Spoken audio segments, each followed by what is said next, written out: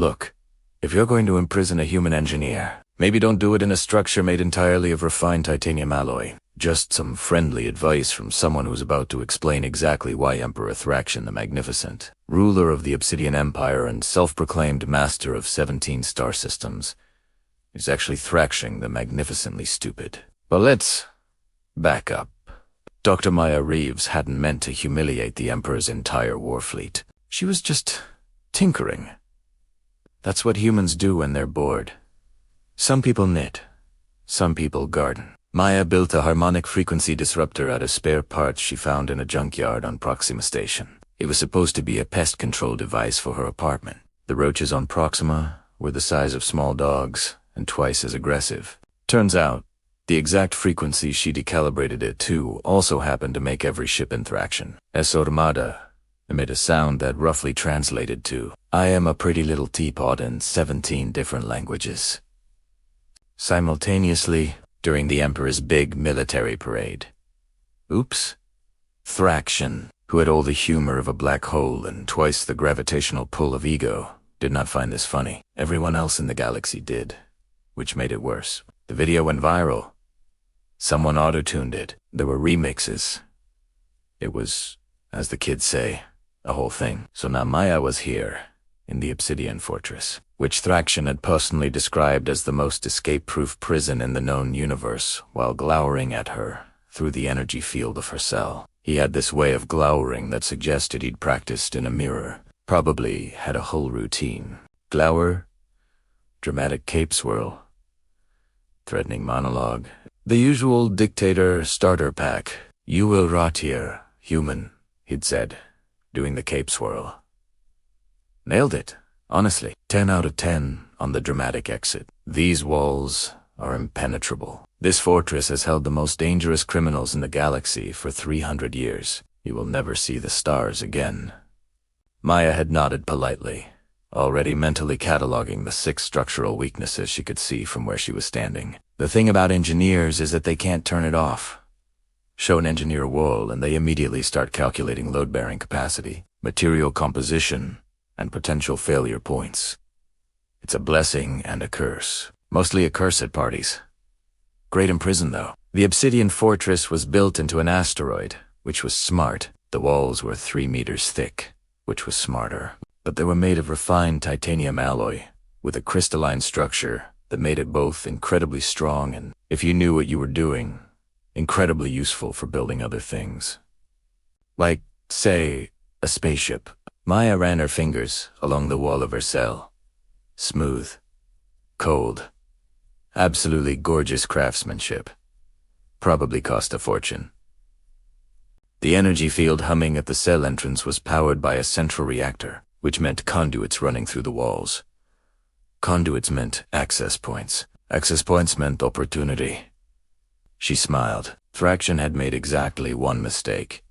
Well, several, if you counted the parade thing. But the big one, the fatal one, was assuming that humans gave up. Humans didn't give up. Humans were the species that looked at a tree and thought I could make that fly. Humans were the species that invented the wheel, looked at it, and said, okay, but what if it was on fire and we rode it down a hill? Humans took impossible situations and turned them into inconvenient speed. And Maya Reeves was about to teach the Emperor a very expensive lesson about the difference between imprisoned and inconvenienced. The Obsidian Fortress operated on what Maya could only describe as aggressively mediocre security protocols. Guards changed shifts every 8 hours. Meal delivery was automated. Recreation time, because apparently even evil empires had labor laws, happened in a communal yard once per cycle. That's where Maya met her future crew.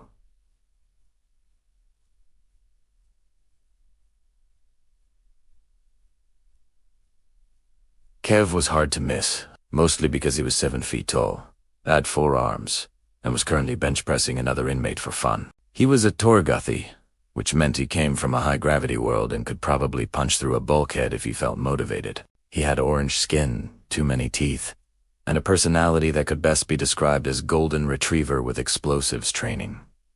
"Hey, new fish," he called out, waving 2 of his arms while the other 2 continued lifting.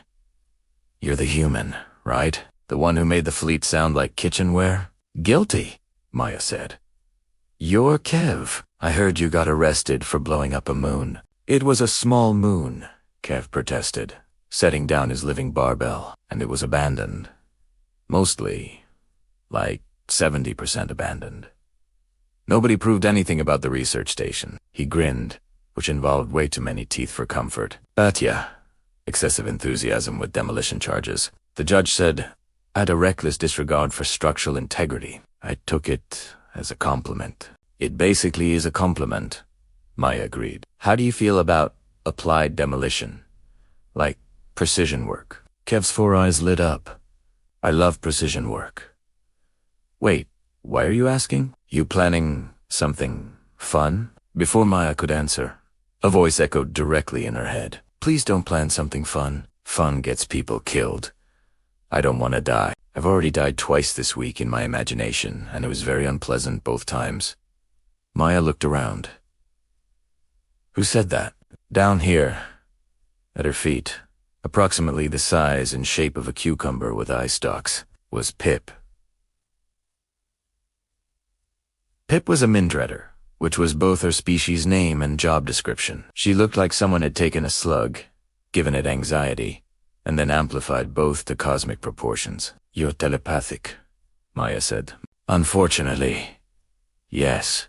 Pip's voice echoed in her skull. She sounded tired. Do you know what it's like reading the thoughts of prison guards all day? They think about the stupidest things. One of them has been mentally composing a poem about his lunch for 6 hours.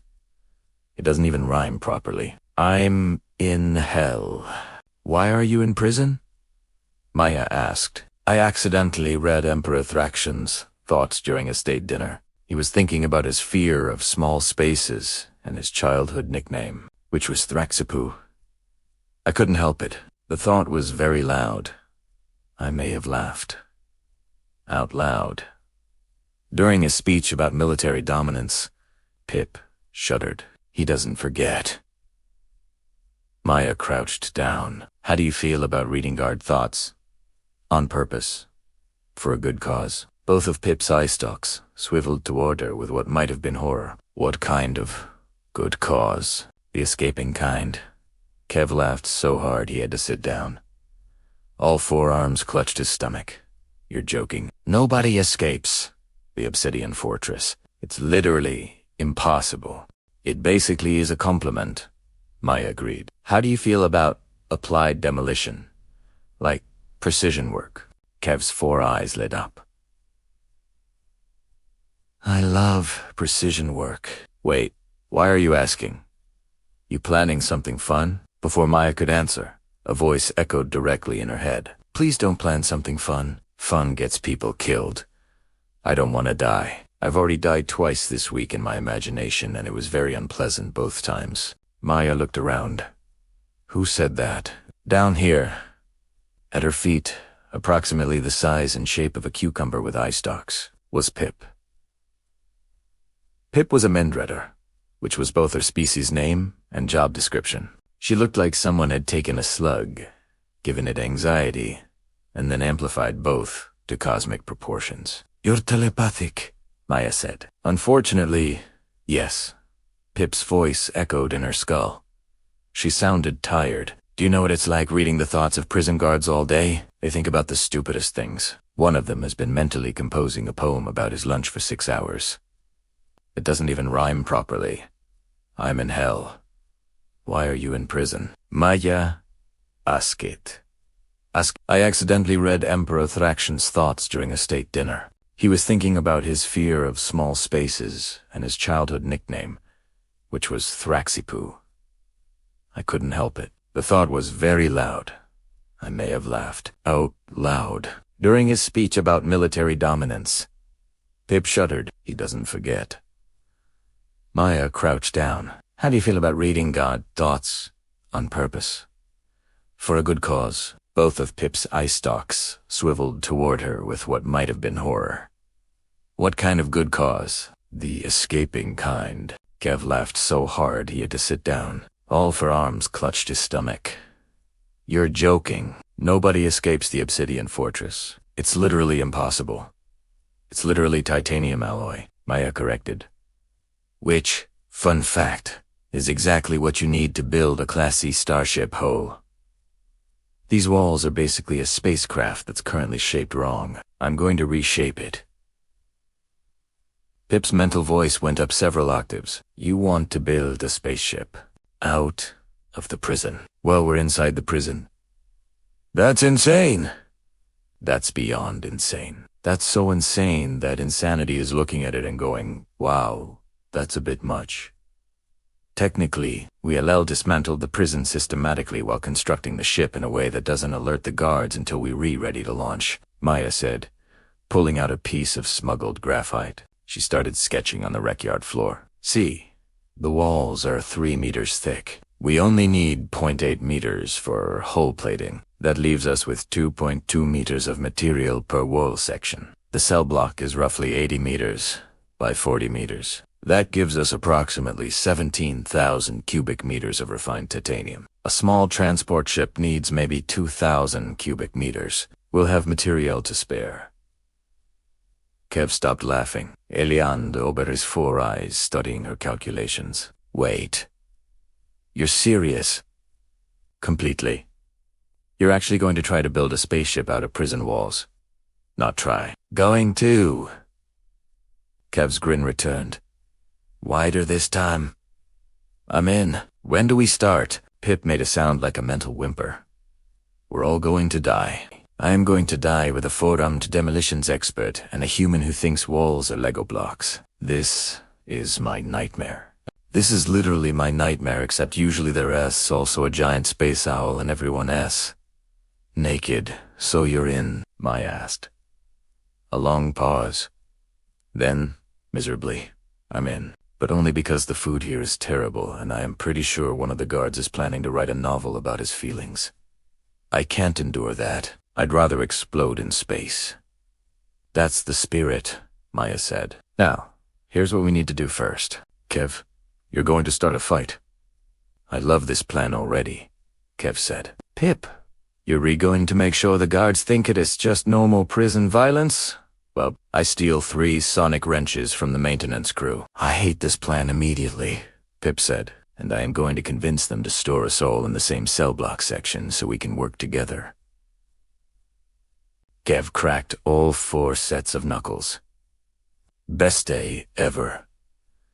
They got thrown into solitary confinement together within the hour, which was, technically, exactly where Maya wanted them. Solitary in the obsidian fortress meant a shared large cell in the lower levels. Quieter, fewer guards, and, most importantly, thicker walls. As the energy field hummed to life behind them, Maya looked at her new crew and smiled. Let's get to work. Prison routine is a beautiful thing if you're planning an elaborate escape. Gods expect batons. They want batons. Patterns are easy. Patterns are safe. So Maya gave them patterns while systematically stealing everything that was unnailed down and several things that were. The first week was reconnaissance. Maya mapped every GAR rotation, every camera blind spot, every maintenance schedule. Pip, despite her constant mental complaints, turned out to be invaluable. She could sense when gods were paying attention and when they were thinking about their lunch or their failed marriage or whatever existential crisis was popular among prison guards this cycle. Guard approaching. Pip's voice would echo in their heads. He's thinking about his mother's disapproval. Very distracted. You have 40 seconds. Kev would use those 40 seconds to carefully extract a wall panel using a stolen sonic wrench, his forearms working in perfect synchronized precision. Turns out, the demolitions expert who everyone said was too enthusiastic actually had the steadiest hands Maya had ever seen. Then he'd whisper, got another 2-meter section. This wall is basically butter. That butter is a refined titanium composite that costs more than a small planet, Maya would mutter, running her hands over the panel, and it's beautiful. They hid the panels in plain sight. Prison maintenance was a joke. There were storage closets that hadn't been checked in years. They'd simply labeled the panels damaged flooring or recycled waste, and stacked them in corners. Guards saw what they expected to see. They expected to see junk, so junk was invisible. The second week was procurement. Maya needed tools, materials, things that shouldn't exist in a prison. So she made them. Food trays were aluminum alloy, thin enough to bend, perfect for circuit boards. Prison jumpsuit fabric, when stripped and woven correctly, made decent insulation. The energy field generators in each cell were powered by microfusion cells. Microfusion cells could be repurposed, messily, dangerously. But Maya didn't become a doctor of engineering by being cautious. "This is going to explode," Pip said, watching Maya jury-rig a power coupling.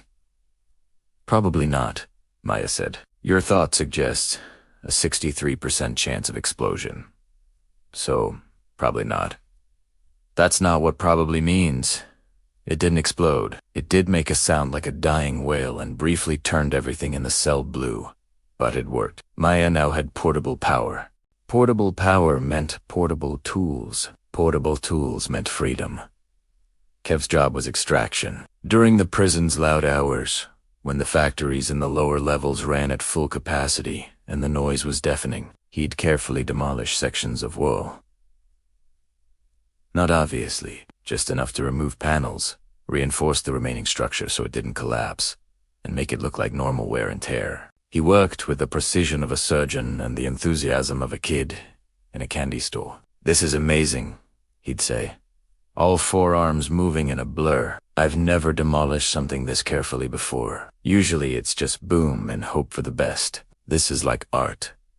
Violent, structural art. It's definitely something," Maya agreed, watching him extract a 3-meter panel in under 2 minutes. The close call came during week 3. Inspector Bourne, the head of security, decided to do a surprise inspection. Bourne was the worst kind of guard, competent. He noticed things. He asked questions. He had this unsettling habit of staring at people until they confessed to crimes they had even committed yet. He arrived during a shift change, when Kev had panels scattered across their cell. Maya was elbowed deep in a power conduit, and Pip was having a panic attack in the corner. "We're dead," Pip broadcast to everyone within telepathic range. "So dead. Dead, dead, dead." The door opened. Maya looked up, smiled, and held up a mess of wires, trying to fix the lighting. "It's been flickering. Very annoying." Vaughn's 3 eyes narrowed. He was a Craxi, which meant he was basically a 7-foot mantis with authority issues. "Prisoners don't fix lighting." "This prisoner does," Maya said cheerfully. "Can't sleep with all the flickering. Bad for morale." Vaughan stepped inside, looking around. His eyes lingered on the wall panels, which Kev had very obviously been working on. "Exercise equipment," Kev said quickly. "Flexing all forearms. Gotta stay in shape. Prison makes you soft. You're bench-pressing wall panels. They're the right weight." Vaughan stared at them for a long, horrible moment. Then Pip did something either incredibly brave or incredibly stupid. She pushed a thought directly into his mind. "These idiots aren't worth your time. Your shift ends in 10 minutes, and you have a date tonight. Just leave." Vaughan blinked all 3 eyes. "My shift ends soon." "Sure does," Maya said. "I have plans tonight." "Have fun," Kev added. Vaughan looked at them one more time. Suspicion written across his mantis face. Then he turned and left, muttering about how prisoners were getting weirder every cycle. The energy field hummed back to life. They waited 30 seconds in complete silence. Then Kev started laughing, a sound like rocks in a tumbler. "That was too close," Maya said. "I think I just had a heart attack," Pip said. "Do I have a heart?" "I might have a heart. If I do, it attacked me. We need to speed up," Maya said, looking at their collection of parts. They had 60% of what they needed, hidden across 17 different locations in the fortress. The ship's frame was taking shape in an abandoned storage chamber 3 levels down. It looked like chaos, but Maya could see it.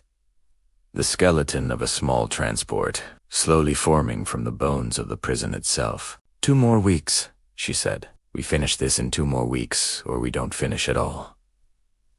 Vaughn's suspicious. "He'll be back, and next time we might not get lucky." Kev cracked his knuckles. "All of them. Then let's make sure we don't need luck." Pip whimpered. I preferred luck. Luck was good, can we go back to luck? But they didn't need luck. They had something better. A plan, a team, and approximately 17,000 cubic meters of stolen prison wall. What could possibly go wrong? Everything went wrong on day 23, when Emperor Thraxion decided to visit. He didn't announce it. Emperors don't announce, they just show up, surrounded by guards and ego, expecting everyone to drop whatever they're doing and prostrate themselves appropriately. It's in the Dictator Handbook. Chapter 3.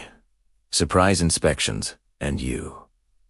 Maya was in the middle of calibrating a propulsion stabilizer made from repurposed gravity plating. When the alarms went off, not emergency alarms, the fancy ones. The ones that meant someone important was gracing the facility with their magnificent presence. Pip, Maya said urgently. Tell me that's not what I think it is. Pip's mental voice was pure panic. It's exactly what you think it is. Thraxion is here. He's thinking about how impressive he looks. He's thinking about his cape. No. He's thinking about visiting the prisoner section. Specifically our prisoner section. We're doomed. I'm going to die, and my last thought will be about someone else's cape. This is the worst timeline. How long do we have? Maya asked. 15 minutes. Maybe 10. If he walks fast, he's wearing the dramatic boots. They add gravitas, but reduce speed. Kev was already moving, all four arms working to hide the evidence. What do we do with the ship parts? Leave them, Maya said.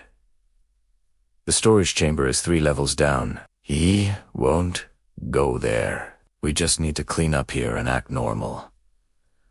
Normal, Pip repeated hysterically. We're building a spaceship out of prison walls.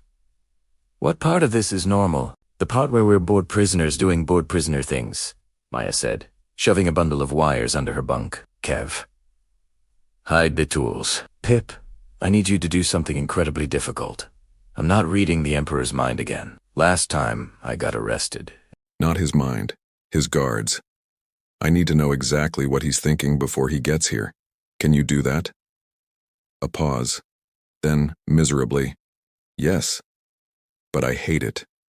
For the record, I hate everything about this. Thraxion arrived exactly 12 minutes later, which meant he'd walked at a moderate pace, probably pausing to admire himself in reflective surfaces. He was tall for his species, which meant he was average height for humans, which probably explained some of the overcompensation. The cape was indeed magnificent, deep purple with silver threading that caught the light. The boots were ridiculous. The crown was trying too hard. He swept into their cell block like a theatrical storm, guards flanking him, and immediately fixed his gaze on Maya. The human, he said, voice dripping with satisfaction. I wanted to see if you'd learned humility. Maya, sitting on her bunk, looked up and smiled. Your Majesty, what a pleasant surprise. Love the cape. New? Thraxion's eye twitched. It is traditional ceremonial attire. It's very shiny. Must be hard to clean. Do you dry clean it, or is there like a special cape servant? The guards shifted uncomfortably. You could tell they wanted to laugh but valued their jobs. Thraxion's other eye twitched. Both eyes were now twitching. Maya considered this a personal achievement. I did not come here to discuss my attire, Thraxion said coldly. I came to remind you that this fortress is inescapable. Look at these walls. He gestured dramatically. 3 meters of refined titanium alloy, the strongest material in 17 systems. You could work for 1,000 years and never breach them. They are nice walls, Maya agreed. She was buying time. Behind Thraxion, Kev was very slowly, very carefully, using the distraction to continue working on a wall panel. He'd gotten incredibly good at silent demolition. Very thick, very titanium-y. Mock me all you wish, Thraxion continued, warming to his monologue. He loved monologues, probably practiced them. You are nothing here, a curiosity, a humiliated prisoner. While I rule an empire, command fleets, control the destinies of billions, you sit in this cell and contemplate your insignificance. He's really into this. Pip's voice echoed in Maya's head. His thoughts are all about how impressive he thinks he sounds. Wait, something's wrong. I'm picking up something from the guards. What? Maya thought back. They're thinking about the teapot incident. They're trying not to laugh. One of them still has the remix as his ringtone. Oh no. Another one is thinking about it. It's spreading. They're all thinking about it now. And that's when Pip's anxiety overtook her concentration. In a moment of pure telepathic panic, she accidentally broadcast every single guard's thoughts to every single nearby consciousness, including each other. The effect was immediate and catastrophic. One guard thought, "The teapot thing was hilarious." Another guard received that thought and immediately thought, "Oh, thank goodness I wasn't the only one." That thought spread to other guards. Someone thought about the auto-tune remix. Someone else thought about how ridiculous Thraxian looked right now, mid-monologue, one arm raised dramatically like he was conducting an orchestra of his own ego.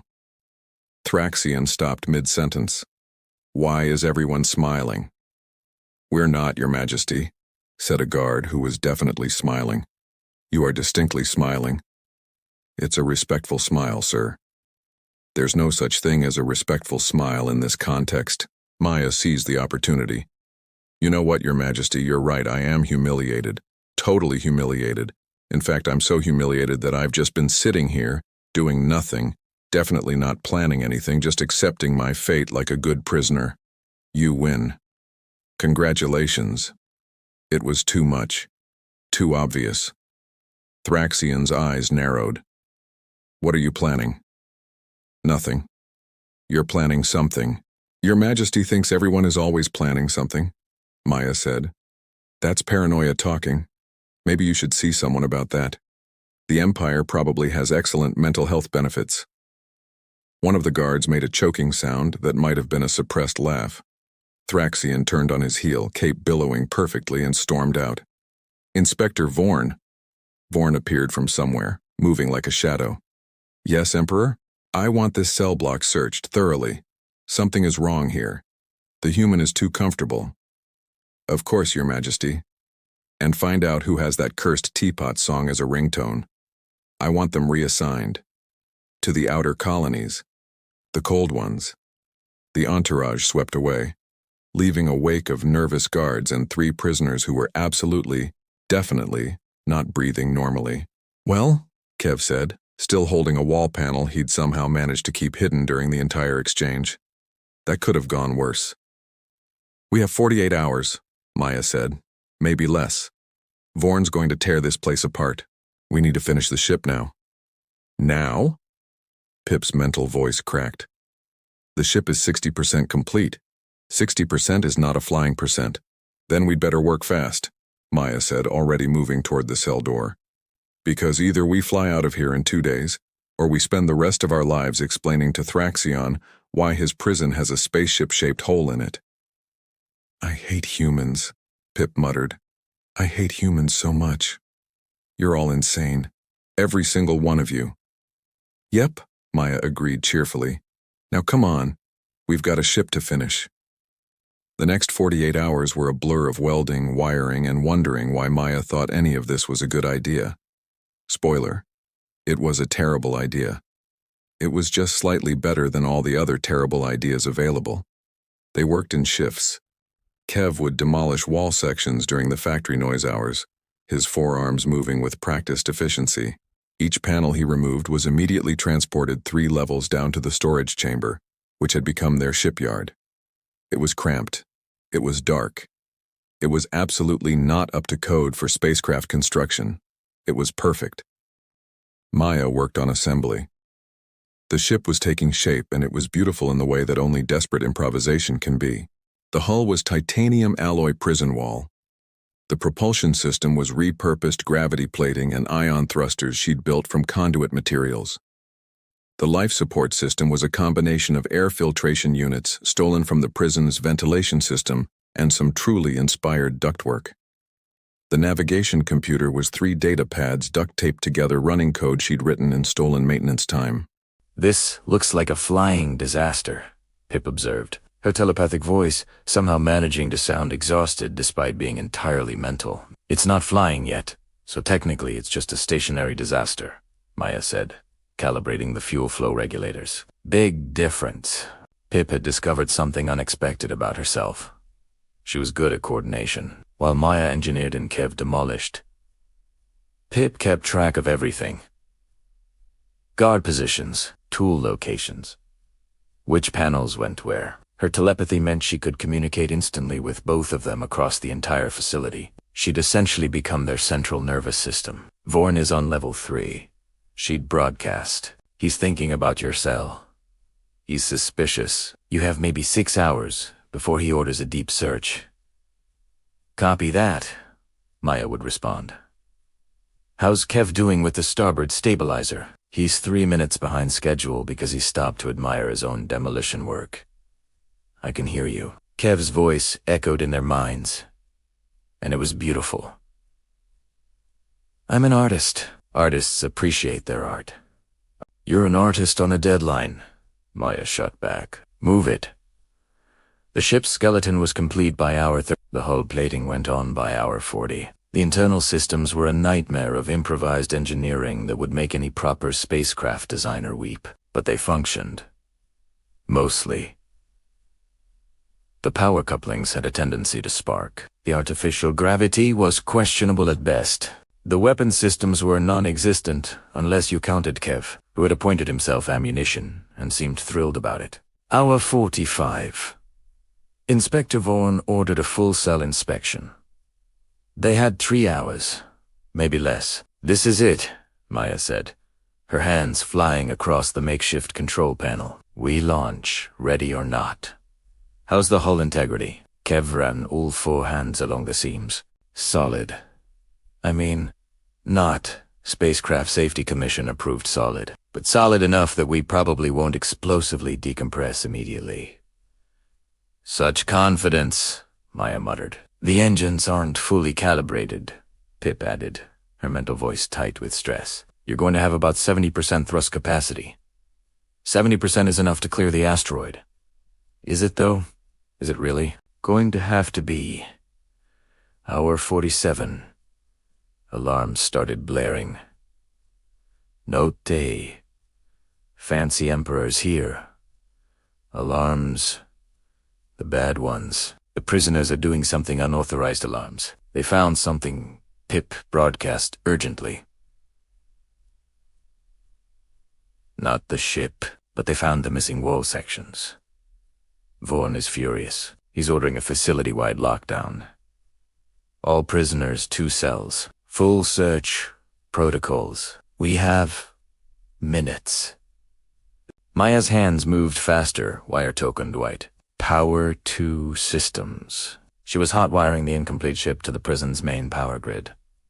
It was stupid. It was dangerous. It would probably cause a fortress-wide blackout, but it would give them the power spike they needed to launch.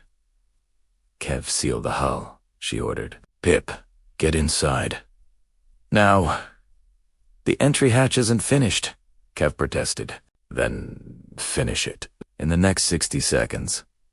Go."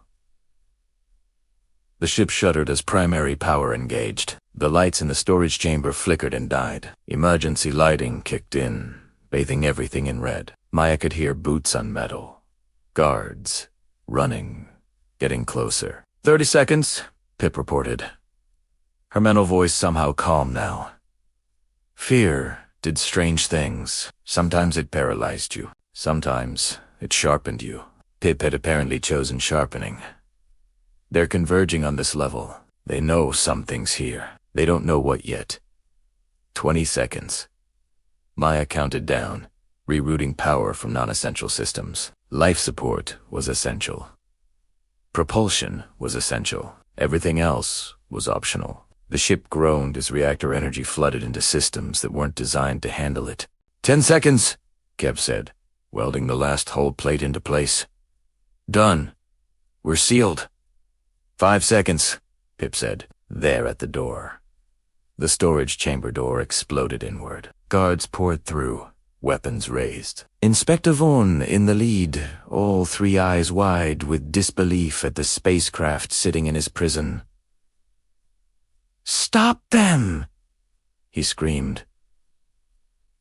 Maya pulled the launch lever. It wasn't a lever. It was a repurposed door handle, but it worked like a lever. The ship's engines, powered by the entire Obsidian Fortress's power grid, screamed to life. The fortress went dark, every light, every system, every energy field. Complete blackout, and in that darkness, a new star was born. The combined thrust of ion engines and gravity repulsors. Tearing through 3 meters of reinforced titanium wall like it was tissue paper, the ship, which Maya had mentally named Probably Fine, launched. Launched is perhaps too dignified a word. It exploded through the prison wall in a shower of sparks and debris and very surprised guards. It tumbled through the asteroid's interior, engines firing at random angles, Maya wrestling with controls that were mostly suggestions, and burst out into open space trailing smoke and bits of wall. Behind them, the Obsidian Fortress, no longer particularly obsidian or particularly fortress-like, sat in the asteroid with a spacecraft-shaped hole punched through its side. "We're flying," Kev shouted, all forearms raised in triumph. "We're falling with style," Pip corrected, her mental voice climbing octaves. "We're alive," Maya said, fighting to stabilize their trajectory, which is more than I expected, honestly.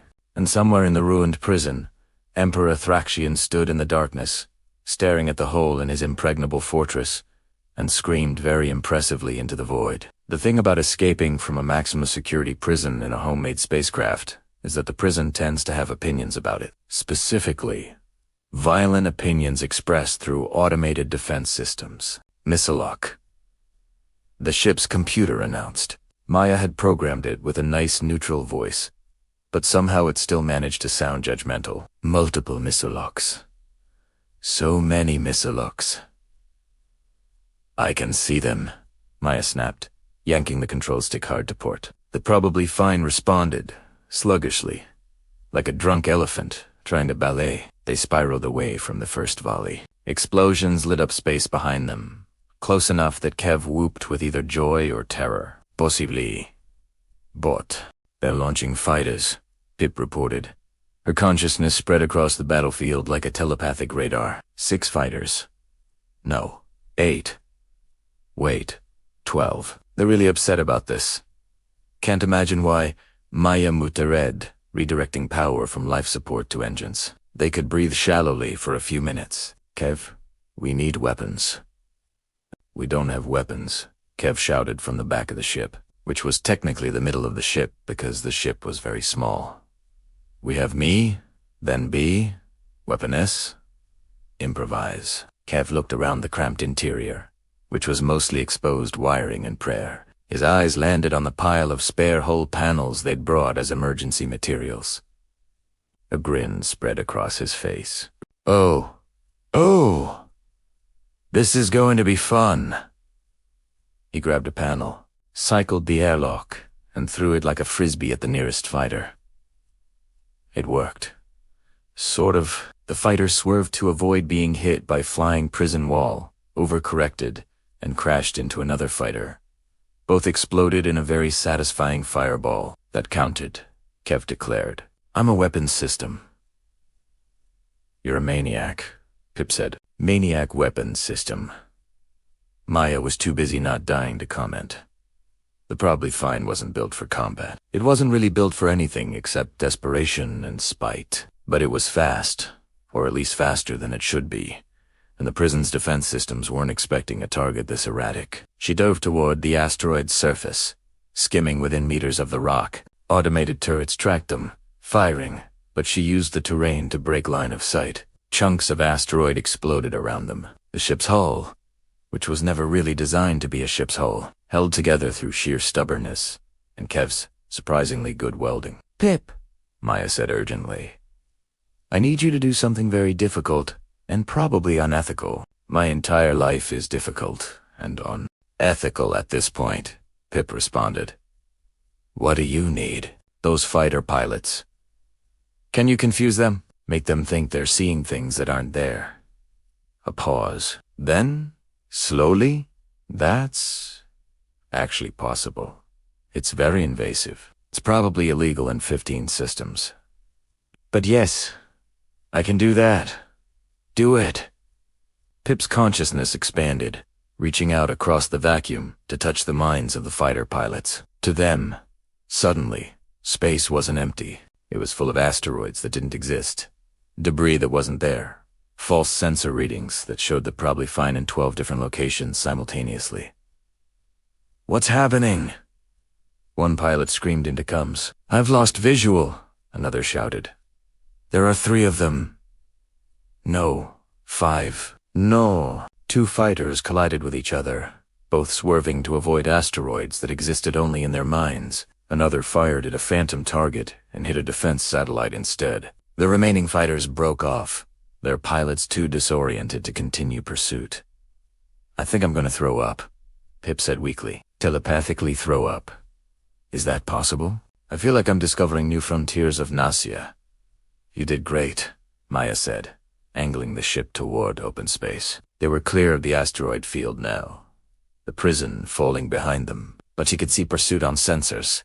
Larger ships, probably military cruisers, moving to intercept. And there, on the view screen, sitting in his command throne aboard his flagship, was Emperor Thraction. Someone had patched through a video feed. He looked like he'd aged 10 years in 10 minutes. His cape was askew.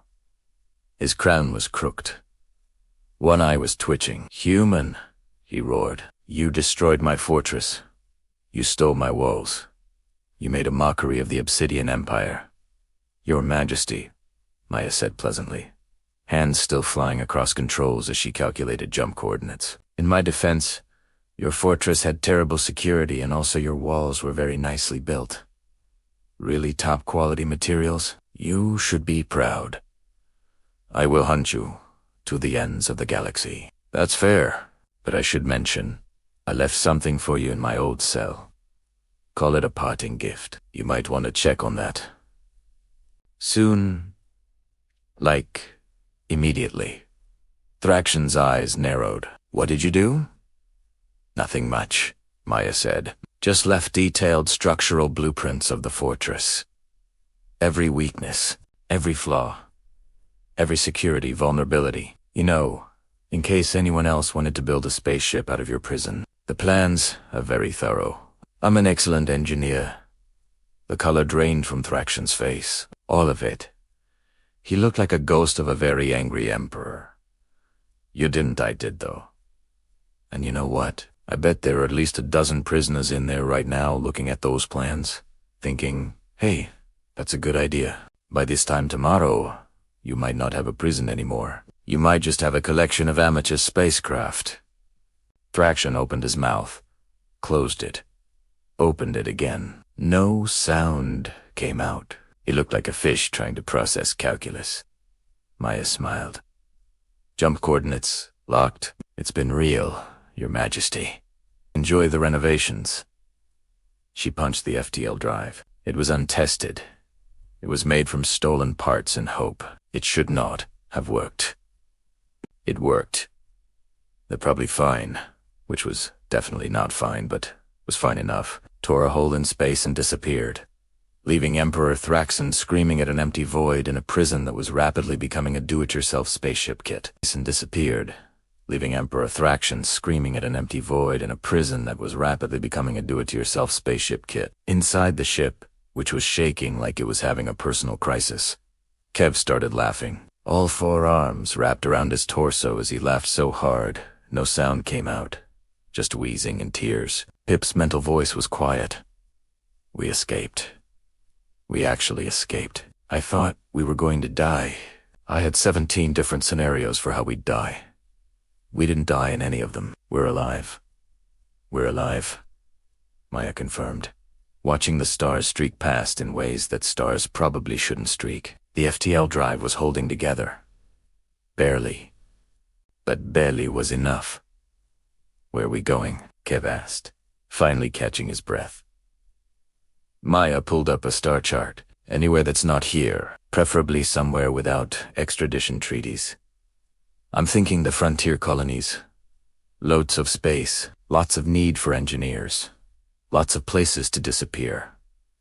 And then what? Peep? Ask it. Then we figure it out, Maya said. We've got a ship, we've got skills, we've got each other. What else do we need? A ship that doesn't sound like it's dying, Pip suggested. A ship that has actual weapons, Kev added. A ship that isn't literally made of prison walls, Pip continued. Maya looked around the cramped, sparking, absolutely not. Regulation interior of the, probably fine, at the exposed wiring and the duct tape repairs and the control panel made of stolen parts. At her crew, a four-armed demolitions expert with too much enthusiasm and a telepathic slug with anxiety issues. Nah, she said. This ship is perfect. It's a reminder. Of what? Kev asked. That humans don't do impossible. Maya said. We just do inconvenient, and if you lock us in a box, we'll turn the box into a rocket and fly away laughing. That's the most human thing I've ever heard, Pip said. I still hate it. But I respect it. Good enough, Maya said, leaning back in her chair as the FTL drive hummed around them. Behind them, somewhere in the Obsidian Empire, Emperor Thraction was probably discovering that 43 prisoners had found her blueprints, that 17 of them had already started construction, that his impregnable fortress was now a construction yard for the most elaborate prison break in galactic history. Somewhere, a guard was discovering a hole in his section's wall, and a note that read, "Thanks for the materials. Return policy is terrible. 1 star." Somewhere, Inspector Vorn was filling out paperwork, trying to explain how a human, a Torguthi and a Meandredder had built a functional spacecraft out of the prison he was supposed to be guarding. And somewhere, in a ship made of stolen walls and spy, 3 escaped prisoners were heading toward the frontier, toward freedom, toward whatever came next. Kev raised one of his 4 hands. So, what do we do now? Maya grinned. Whatever we want. That's kind of the point of escaping. I want to blow something up, Kev said immediately. But, responsibly. I want to never read a guard's thoughts about their feelings again, Pip said. And maybe some decent food. The prison food was terrible. I want to find a nice quiet planet and absolutely not build anything for at least a week, Maya said. Then she paused. Actually, that's a lie. I'll probably build something. It's a problem. But at least this time, nobody can arrest me for it. They can definitely arrest you for it, Pip pointed out. They can try, Maya corrected. The Probifine flew on through space. A testament to human ingenuity, alien cooperation, and the fundamental principle that any prison is just a spaceship that hasn't been properly motivated yet. And in the grand tradition of humanity, when faced with walls, Maya Reeves and her crew had looked at those walls and said, okay, but what if those walls had engines? The galaxy would learn, eventually, what Earth had known for millennia. You can build walls to keep humans out, or walls to keep humans in. But either way, those walls are going to become something else. Something unexpected. Something that flies. Because that's what humans do. They take impossible situations, lug at them and turn them into inconvenient engineering problems. And then they solve them with style.